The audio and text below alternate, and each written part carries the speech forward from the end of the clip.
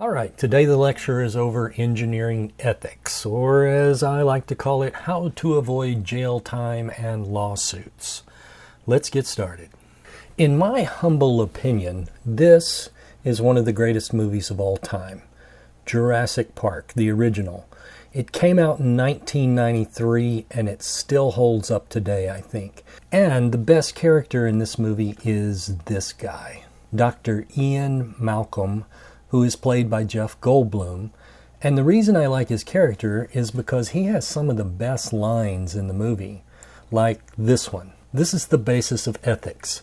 Your scientists were so preoccupied with whether or not they could, they didn't stop to think if they should. Like I said, this is the basis of ethics. Just because you can doesn't mean you should. Now, more on that later, but he also had another line that was also great, and that is this one here. God help us, we're in the hands of engineers. All right, let's deal with the obvious questions right up front. First of all, what is engineering ethics and why should I care? Well, if you've been paying attention in this class throughout the whole semester, then you have heard ethics mentioned at least a few times.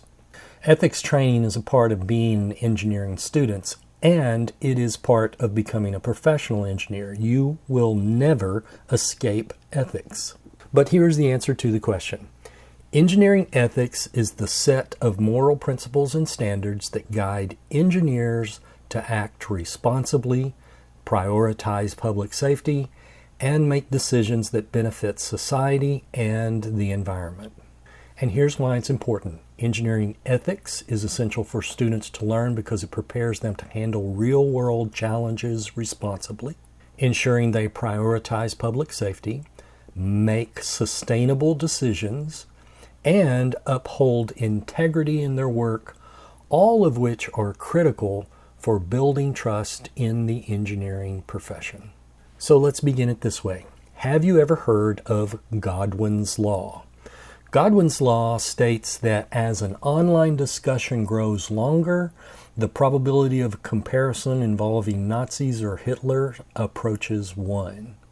In other words, no matter the topic of an online discussion or an argument, someone will eventually bring up Hitler or Nazis to make a point or to criticize the other side. It's a tongue-in-cheek observation about internet behavior. The idea is that once Nazis are brought up, the discussion has lost all rationality, all civility, so the discussion is effectively over at that point. The one who mentions Nazis first is the loser. Well, we've made it this far in class, and now I'm the one that's bringing up Nazis. But hear me out, please. The topic we are discussing is ethics, and it turns out that at least some of the modern day concepts of what constitutes ethical behavior regarding human rights originated as a result of the atrocities that were committed by the Nazis during World War II. So there is some relevance here. The idea was that Nazis were bad because they did some evil things, including the Holocaust and involuntary human experiments. So, after the war, powerful forces gathered and they said, let's put into effect some ethical declarations, some ethical guidelines that, if followed, may help prevent future Holocausts, which, as you hopefully know, is where the Nazis murdered 6 million Jews in an attempt to wipe out all Jews from the world. The end result of the ethical discussion was what is called the Nuremberg Code, which consists of ethical guidelines designed to protect human subjects in research. So human subjects that are parts of experiments, those experiments must be approved by an IRB these days. IRB is an institutional review board, and I was a member of the institutional review board, the IRB, at my college. So I had to review experimental proposals all day long if they dealt with human subjects. And that, the IRB idea, is a direct result of these ethical considerations of the Nuremberg Code. Now, I said modern day ethics, but The concept of ethics actually originated a long time before the Nazis, with the ancient Greeks at least, and probably much earlier. But don't lose the point. There is a lesson here for engineering ethics. All right, now let's tie this into engineering. After the war, many of the Nazi leaders who were responsible for the Holocaust and other war crimes were put on public trial in Nuremberg, Germany. Many, in fact most, if not all, of those who were accused of committing war crimes said they did it because they were, quote, just following orders, unquote.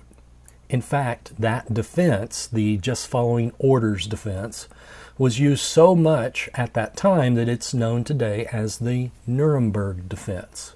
You may also hear it called the superior orders defense.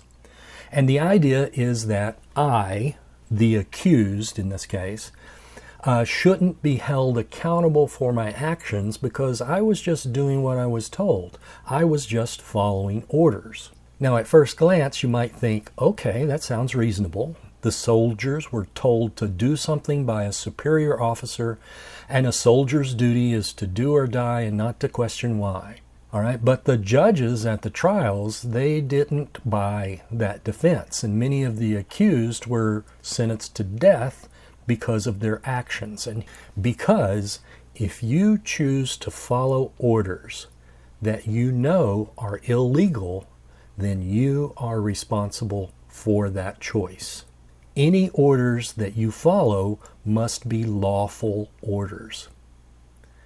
However, you may not be held totally responsible under certain circumstances. For example, if you, 1, did not know the order was illegal, or 2, you were threatened with physical harm if you didn't follow the order.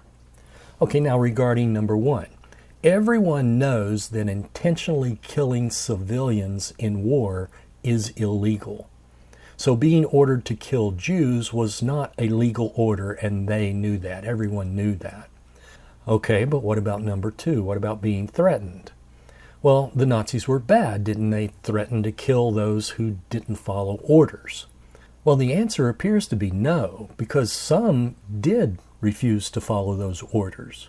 Those who refused were reassigned then. They were not killed or punished. And people have looked into this to try and find evidence of that.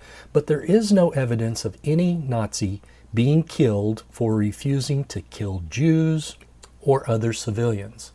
So that's why the Nuremberg judges did not buy the just following orders defense. Now the tie-in to engineering, because here is a comment that I often hear from young people, from young engineers. They say, well, I don't know much about ethics. All I know is that I do what I'm told. I keep my head down and I do what the boss says. Well, if you live by that maxim, you could still end up in prison or being involved in some questionable actions. Because that's what the Nazi prison guards said. I was just following orders. And that's not sufficient. Look at this image on the right-hand side. The image over here on the right-hand side, this is a Ford Pinto. Now, these cars were famous for bursting into flames when they were rear-ended in a collision. In the case of the Ford Pinto, a number of unethical decisions were made by the engineering firm. The first is to knowingly produce a car with a weak rear end. The Ford Pinto, in a rear end collision, the fuel tank was ruptured and the thing would catch on fire. So that's a weak rear end. Second, and probably more damning, was the decision not to spend extra money to fix the problem. And guess how much it cost? The additional dollars to fix the problem was $11 per car. Only $11 per car, but there were lots of Ford Pintos, so we're talking millions of dollars. Nevertheless, if Ford would have done that, this would have saved lives in the long run. But Ford chose to prioritize cost savings and the speed of production over safety. It's important to remember that when making decisions as an engineer, you are not just responsible to your client or to your boss or to your company, but you are also responsible to the general public. Your actions have serious consequences, and they can have very serious consequences, like the Ford Pinto case here shows. So the National Society of Professional Engineers was founded in 1934. This was before the U.S. became involved in World War II. But from that day until today, over those decades since its founding, the National Society of Professional Engineers, that's the NSPE, has developed, worked out, redeveloped, and refined what it calls a code of ethics. There is a link to the NPSE page in the module, but the NPSE code of ethics isn't what you want it to be. It is not a step-by-step guide to ethics like a recipe. It doesn't cover all of the scenarios that you will encounter in engineering. It just gives a basic outline with general advice for engineers to keep in mind while working. But it doesn't tell you exactly what to do in every situation. To do that, you have to use your own judgment. And that judgment has to be based upon something, and these are the guiding principles upon which your judgment can be based. Now, in reality, the odds of you being ordered by your boss to do something that's obviously illegal is actually very small. Things like that don't happen much anymore. However, the odds of you being asked to do something unethical by your boss, or do something that's a little sketchy by a vendor or maybe a client, well, the odds of that are actually fairly high. That means that you need to know this stuff. But keep in mind where you're at right now. This is the intro class, not the engineering ethics class. You will spend a full semester learning about this stuff, but you're going to spend a lifetime actually learning about true ethics and practicing ethical behavior as an engineer. So if that's the case, then let's spend a few minutes looking over the NSPE Code of Ethics. All right, but first, this. Now, I've stressed it before, but I'm going to do it again right now. Now, I know I kid a lot, but I'm going to get serious here for just a minute. So please take this the way it's offered, even if it sounds a little cheesy. You are entering into a real and serious profession. The decisions made, the things designed, the code you write, the medicines you produce, the structures you build, whatever it is, those things impact real lives. And every single day, you'll have the chance to make choices that either protect people or put them at risk. As engineers, you're not just getting a degree so you can get a job. You are taking on a solemn duty to society. You'll be entrusted with knowledge and skills that do have real power. And with that comes immense responsibility. This is real Spider-Man stuff here. When engineers make a mistake, or worse, when engineers look the other way and behave in an unethical manner, well, then lives and safety and environment and public trust, all of that is in jeopardy. You see, people are going to put their trust in you, and oftentimes they do not even know that they're doing it. They'll drive over the bridges that you design. They're going to drink water from the systems that you develop. They're going to use medicines and chemicals that you produce. And they're going to rely on planes or machinery or devices or software that you create. They might not ever see you or know your name, but they'll trust that you did a good job. And seriously, let me tell you, that level of trust is a sacred thing, and you do not want to jeopardize that. Now, I know this is the intro class. Maybe I'm getting a little too heavy for you, but maybe not today, but someday you will need to possess the courage to say, no, that's not safe, or no, that's not ethical. And you have to be willing to stand up, even if it's hard, if you're the only one in the room saying it because you know it's right. You're going to find yourselves in situations where you have to choose between taking the easy way out and doing what's right, between going along with a decision that you know is wrong or speaking up. Sometime in your engineering career, you will likely be confronted with that kind of decision. So make up your mind now that you're going to do the right thing. Whatever that is, whenever that comes along, you've chosen already to do the right thing. Because when you step into the role of an engineer, you become part of a tradition of integrity and courage and dedication to the public good. And you've got to take that seriously. Because at the end of the day, your legacy as an engineer isn't just the paycheck you bring home or about what you build, but it's about the lives that you've impacted, the safety that you've ensured, and the trust that you've honored. So remember this, you're not just students studying engineering, you are on a path to become guardians of public safety, protectors of the environment, stewards of society, if you will. You're in charge of the trust of the people. And that is a role that demands nothing less than your very best. So I want you to take that seriously. I want you to own that responsibility because the world is counting on you, Spider-Man or Spider-Person. All right, so now let's go look at that Code of Ethics.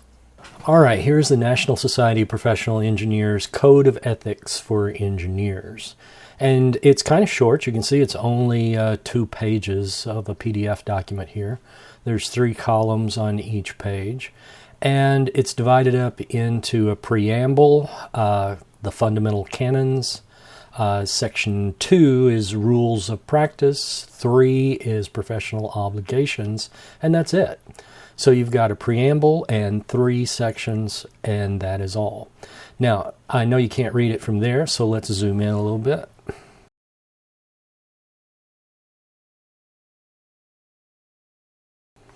Maybe you can see that, and let's read the preamble. Engineering is an important and learned profession. As members of this profession, engineers are expected to exhibit the highest standards of honesty and integrity. Engineering has a direct and vital impact on the quality of life for all people. Accordingly, the services provided by engineers require honesty, impartiality, fairness, and equity, and must be dedicated to the protection of the public health, safety, and welfare. Those are terms right there that you're going to see throughout. Health, safety, and welfare. Public health, safety, and welfare. Engineers must perform under a standard of professional behavior that requires adherence to the highest principles of ethical conduct. And then all of that is summed up here in fundamental canons. And you'll see there are 6 items here. Let's read these. Engineers, in the fulfillment of their professional duties, shall, number 1, hold paramount the safety, health, and welfare of the public. So there it is again. Number 2, perform services only in their areas of competence. Number 3, issue public statements only in an objective and truthful manner. Number 4, act for each employer or client as faithful agents or trustees. Number 5, avoid deceptive acts. And number 6, conduct themselves honorably, responsibly, ethically, and lawfully so as to enhance the honor, reputation, and usefulness of the profession. All right, so this underneath fundamental canons, these 6 items right here, this represents pretty much the entire document. The entire code of ethics here is summed up in these 6 things. So when we get down to section number 2 here, the rules of practice, you can see it's broken up into these sections. Number 1, engineers shall hold paramount the safety, health, and welfare of the public. Again, that's that. So that's number 1. And then you go down to number 2, engineers shall perform services only in the areas of their competence. Well, that's number 2 right here. And then you have number 3, 4, 5, and 6. But underneath each one of these, you have different subsections that go into a little more detail about things. Now, like I said, you're not going to encounter absolutely every aspect of an engineering job here. But these are guiding principles that will help you hopefully make decisions if you ever encounter, or I shouldn't say ever, when you encounter some sketchy stuff. Okay, then we get professional obligations, and then subheadings underneath that. You need to read this entire document because I'm going to ask you a quiz over this document. And like I said, it's only 2 pages. You should be able to look at that. But the fundamental canons up here in section number 1 cover pretty much everything, and everything that's left on this page are the details. Now, other organizations, perhaps your own specific engineering discipline has a similar organization. This is the National Society of Professional Engineers, but you may have a society for mechanical engineers, a society for electrical engineers. Each one of those societies then will have their own set of ethics, but I guarantee it is something that looks very similar to this. But all engineers, regardless of their discipline, are required to adhere to some code of ethics. In fact, you take an oath to that, and if you become a licensed professional engineer, you are required to take professional development in the area of ethics and to pass an ethics quiz every time you re-up your license. All right, so let's move on. Medical doctors take an oath, the Hippocratic Oath. Lawyers also take an oath.